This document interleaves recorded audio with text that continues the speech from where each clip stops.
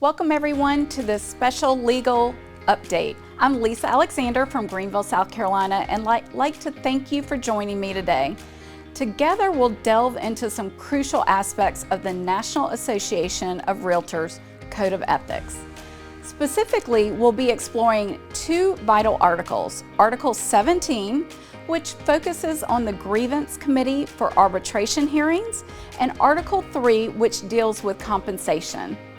These topics hold significant importance, and today we'll shed some light on what we've been observing in these areas. In this video, our primary objective is to provide clarity and understanding to our members regarding how they receive payment for their hard work.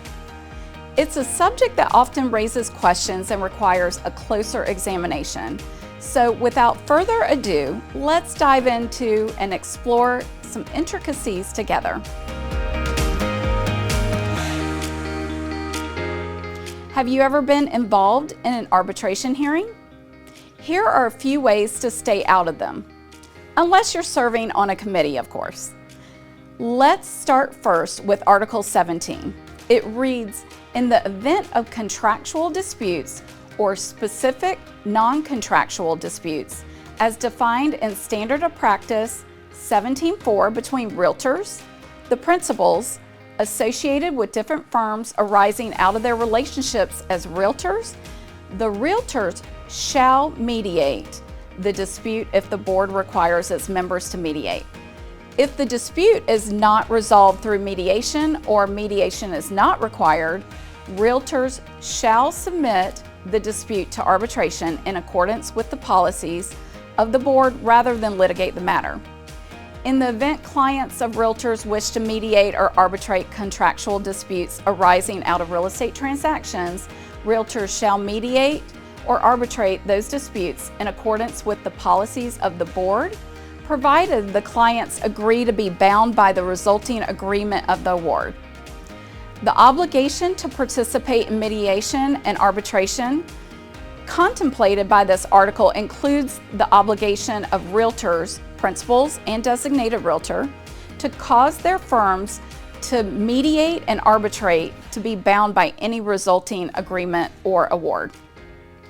I think what many realtors may not understand is that under Article 17 of the National Association of Realtors Code of Ethics is that when you become a realtor member, you agree to go through mediation or the arbitration process to resolve disagreement issues between realtors, and failure to do so could result in an ethics complaint being filed against you. Mandatory arbitration requests can only be filed by and against a broker in charge, as it has to be against someone who can financially obligate a firm. While an obligation, arbitration is also a member benefit, as it is far quicker and a cheaper option than litigation. The filing of litigation and refusal to withdraw litigation in an arbitral matter constitutes a refusal to arbitrate in Standard of Practice 17.1, and in 17.2, the fact that all parties decline to participate in mediation does not relieve realtors of their duty to arbitrate.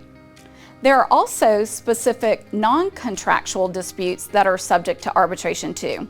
There are great case interpretation in the Code of Ethics Arbitration Manual that I would highly encourage you to review, especially case 1715 that was added in November of 2022, a non-contractual dispute with procuring cause. SCR requires parties to attempt mediation prior to having a hearing for arbitration request. While mediation is encouraged and voluntary for an ethics complaint, it is mandated for an arbitration request.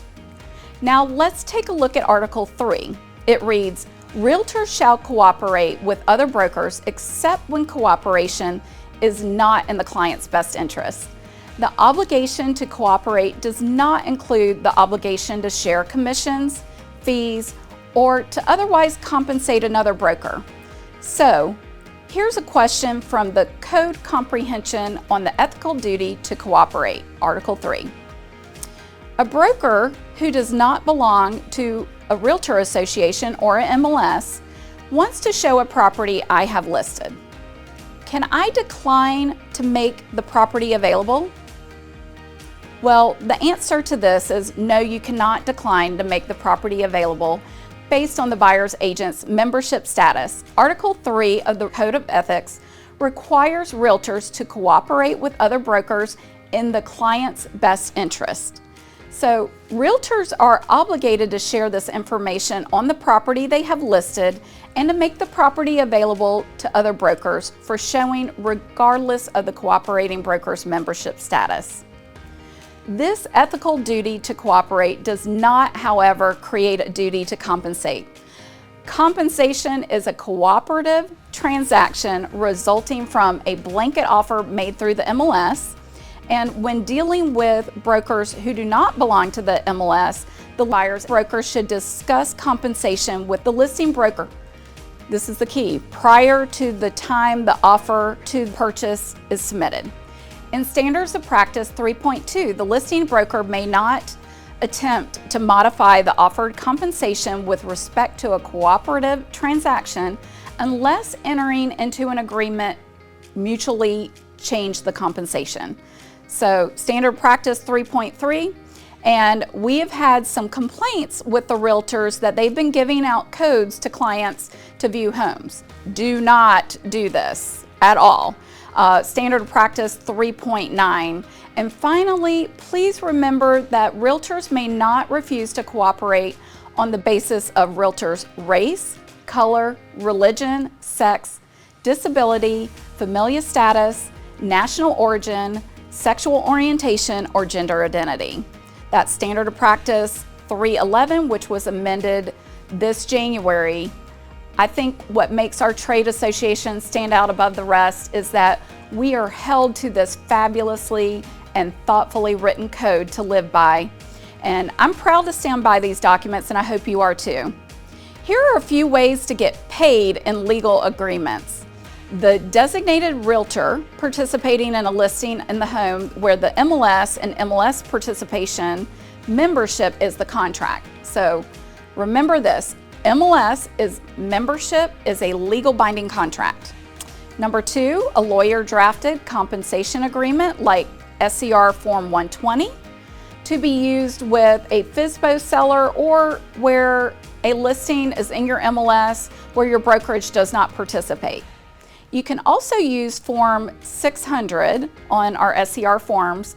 It's a referral agreement, which is a legal compensation agreement between brokers. Same for listing and buyer agent agreements and independent contractor agreements.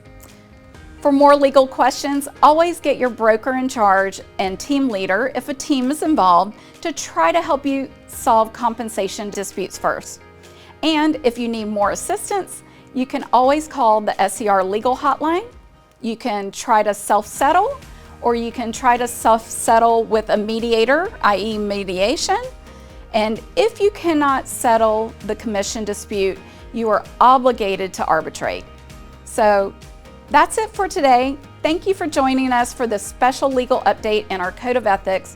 Remember the importance of being proactive and continuously educating yourself. This is the best way to protect you and your broker. By staying informed and putting these ethics into practice every day, we ensure a strong foundation for our professional journeys. I encourage you to stay engaged with SCR's legal updates as they provide invaluable insights and guidance for navigating the ever-evolving landscape of real estate. Together, let's embrace these principles and make a positive impact on our industry. And I can't wait to connect with you all again soon. Until then, stay informed, stay ethical, and keep striving for excellence. See you next time.